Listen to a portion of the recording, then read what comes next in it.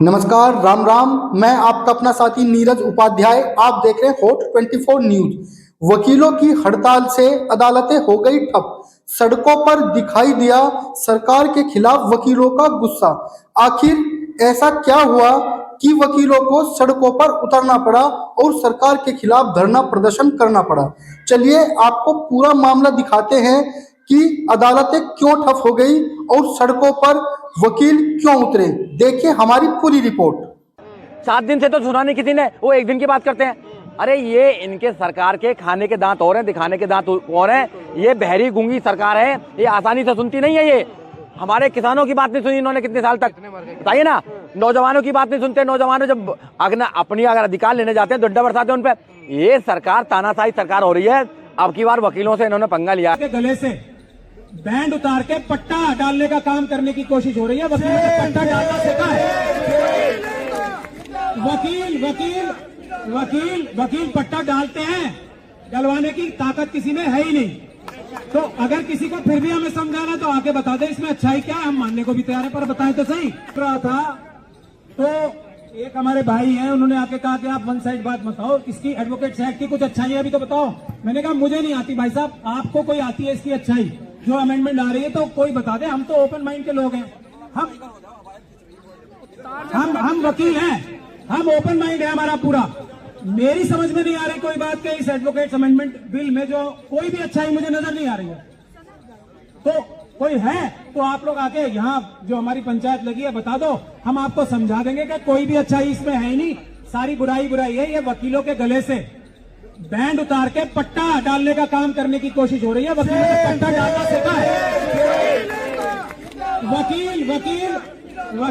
वकील पट्टा डालते हैं, डलवाने की ताकत किसी में है ही नहीं।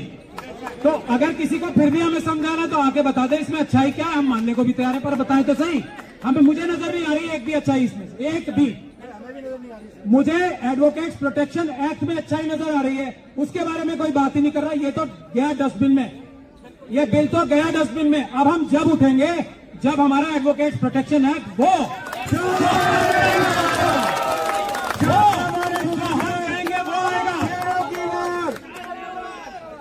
और शाहदरा बार उसमें लीड लेगी। कल हम 30,000 भी गए थे, लेकिन आप लोगों ने देखिए, कुछ लोग बोल रहे ताला लगा दिया। भाई हम तो ताला लगाएंगे, हम अपने पेट पे लात मारेंगे। कोई कुछ भी कर रहा है, हम तो ये कह रहे हैं कि हमारी लड़ाई नहीं है, वकीलों की लड़ाई नहीं है। वकील अगर हड़ताल करता है, मेरा आप लोगों से भी नम्र निवेदन है। बहुत सारे लोग जोश में आके बोलते हैं हम अपने लिए कर रहे हैं, हम अपने लिए नहीं करते। 5% हड़ताल होती है हमारी। आज ये स्थिति आ गई है लोकपाल बिल आने के बाद कि हाई कोर्ट के जजेस के हथकड़ी और बेड़ी लगा के घसीटते हुए ले जाएंगे। तब हमसे कहना टोकन स्ट्राइक करो, कहेंगे टोकन स्ट्राइक करना, काला बैंड लगा के जाना और तुम्हारा हाई कोर्ट का चीफ जस्टिस को बेड़ियां लटका के तुम्हारी आंखों के सामने घसीट के ले जा रही है पुलिस। ये हम करेंगे? टोकन स्ट्राइक करेंगे हम? टोकन स्ट्राइक नहीं करेंगे हम। हमारे लिए नहीं है ये। हम जजेस को बचाने के लिए लड़ रहे हैं, हमारे क्लाइंट्स को बचाने के लिए लड़ रहे हैं। हमारे ऊपर ये दबाव आ गया कि बार काउंसिल ये बोलेगी कि अब आप इस तरह वकालत करोगे, इस तरह नहीं करोगे, अपने क्लाइंट्स के लिए जी जान लगा के नहीं लड़ोगे जज से। ये हम करेंगे? हम वकीलों की लड़ाई तो लड़ ही नहीं रहे हैं। हम किसकी लड़ाई लड़ रहे हैं? हम ऑफिसर ऑफ द कोर्ट है, हम सिस्टम की लड़ाई लड़ रहे हैं कि इस जुडिशियल सिस्टम को लड़ाई लड़ानी है। वकीलों को तो अपने आप आता है, अपना हिसाब किताब देखना। हमारे को कोई कुछ उखाड़ लेगा? बताओ। मैं तो खुल के बोल रहा हूं, हमारे क्लाइंट्स का ना उखड़े कुछ, इसलिए लड़ रहे हैं हम आगे आके। हमारा क्या होगा? जजेस को पुलिस उठा के ले जाएगी। हाई कोर्ट के जजेस का ये ऑर्डर हो गया कल। सुप्रीम कोर्ट ने स्टे नहीं किया होता तो परसों से हाई कोर्ट के जजेस की हथकड़ी लगती।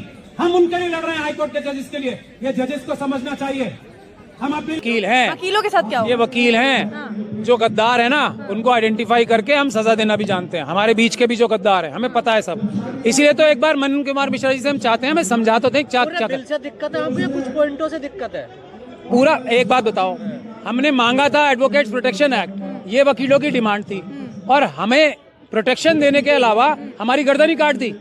ये सीधा आम आदमी की भाषा में मैं समझाऊं, हमारे गले से बैंड उतार के ये पट्टा डालने की कोशिश जो कर रही है ना सरकार, हम पट्टा डालने वाले हैं, डलवाने वाले नहीं है। कोई भी हो चाहे, हम पट्टा डालने। आपने सरकार आपने सरकार से प्रोटेक्शन पट्टा मतलब पट्टा जो जानवरों के गले में डलता है, ये सरकार कोशिश कर रही है। वकील पट्टा डालते हैं, डलवाते नहीं है। अब मैं आपको बताओ, सेक्शन वाइज बताऊं क्या? बताइए ना। सबसे पहला वकील की ताकत क्या होती है? आपका कोई क्लाइंट का कोई काम है, ठीक, क्लाइंट आके वकील को बताता है, जज के पास सीधा तो जाता नहीं है। क्लाइंट की इतनी हिम्मत भी नहीं होती कि वो जज साहब से सीधा बात कर सके, हम ही करते हैं ना उसकी बात। तो पहला काम ये है जो उन्होंने किया है कि वकील की जो बॉडी है, मनन कुमार मिश्रा जिसके चेयरमैन है, उसको निर्देशित सरकार करेगी कि आपको ये करना है, ये नहीं करना। वकीलों को अगर जज साहब कहें कि मैं गलत फैसला कर रहा हूं, तो वकीलों को कहना हाँ जी हम सर झुकाते हैं, हम आपसे बहस ही नहीं करेंगे। ये ऑर्डर आएगा तो किसका नुकसान होगा? क्लाइंट्स का या हमारा? हमारे लिए क्या है, हमने तो फीस ली और लड़ाई नहीं की, आधी लड़ाई की आधी नहीं की। अब दूसरी बात यह है, कोई वकील की बात कर लो, अब वकील कोई केस हार गया तो ये ताकत दी जा रही है कि ये तय होगा कि ये वकील जो है केस हारा है तो ये जानबूझ के हारा है। तो ऐसा अक्सर सुनने में ऑफिसर ऑफ द कोर्ट, वो ऑफिसर ऑफ द कोर्ट के साथ साथ में एक देश का नागरिक भी है जो जागरूक नागरिक है। अगर उसके अधिकारों को मानने का काम करेंगे तो फिर वो चुप नहीं रहेंगे, वो देश के अंदर आंदोलन करेंगे। अधिकार मारे जा रहे हैं इसमें आप? देखिए, अधिकार मारे जा रहे हैं कि जो हमारी बीसीआई है वो एक स्वतंत्र बॉडी है, उसके अंदर सरकार अपना इंटरफेयर करना चाहती है। जैसे और सारी संस्थाओं में सरकार का इंटरफेयर है, वैसे ही वकीलों के ऊपर भी वो अपना दबाव बनाना रखती है। वकीलों के अंदर वो जो यूनिटी है वकील की, उसको तोड़ना चाहती है सरकार। अगर अपने लोगों को वहाँ मेंबर बनाएगी तो डेफिनेटली जो उनकी हमारी यूनिटी है पूरे देश के अंदर, आज काला कोड से पहचाने जाते हैं, उस यूनिटी को तोड़ना चाहती है। दूसरा, उन पर एक फाइन लगाना चाहती है कि अगर कोई भी क्लाइंट कंप्लेंट करेगा तो उस पर 50,000 होगा, वकील पर 3 लाख होगा, और बहुत सारी चीजें हैं। BCI में अभी तक सरकार का कोई भी मेंबर नहीं होता था। देखिए, मेंबर सरकार के नहीं होते, मेंबर वकीलों के होते हैं, और वो ऑटोनमस बॉडी है एक प्रकार से। तो डेली टू डेली जो अफेयर्स हैं, सरकार उसका कोई अपने हिसाब नहीं रखती है, मगर अब डेली के डेली रखना चाहती है कि मेरे अकॉर्डिंग चलेगा, सारे वकील मेरे अकॉर्डिंग चलेंगे। वकीलों में लॉबी बनाना चाहती है। तो वकील जो कौम है वो अधिकारों के प्रति जागरूक है, उसमें वो 2 फाड़ करना चाहते हैं, 3 फाड़ करना चाहते हैं, उनको कमजोर करना चाहते हैं। फूट डालो, शासन करो, पूरे देश में ऐसा कर रखा है। पहले किसानों के खिलाफ किया, फिर नौजवानों के साथ किया, और वो हमेशा करते रहते हैं ऐसे। आज वो वकीलों के खिलाफ कर रहे हैं। तो वकील केवल उनसे ये कह रहे हैं कि जो हमारे अधिकार हैं, देखिए अगर बाहर वकील के साथ कुछ होता है तो वो अपने न्यायालय में आके अपनी बात को अपने साथियों को बताता है, और साथ ही उसका एक शांतिपूर्वक एजिटेशन करते हैं। वो उसको रोकना चाहते हैं कि आप एडवोकेट एक्ट था, उसमें संशोधन कर रही है। संशोधन में उसने कुछ ऐसी चीजें डाली है, 4-5 ऐसे बिंदु उसमें डाले हैं जिससे कि क्या है कि न्यायपालिका निरंकुश हो जाएगी।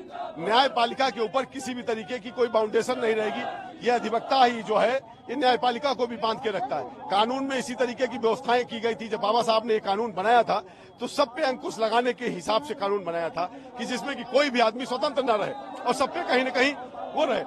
आज जो ये कानून में 5-6 संशोधन किए जा रहे हैं, इससे क्या है कि जुडिशरी को फायदा दिलाने के लिए किया जा रहा है। जुडिशरी निरंकुश होगी, आम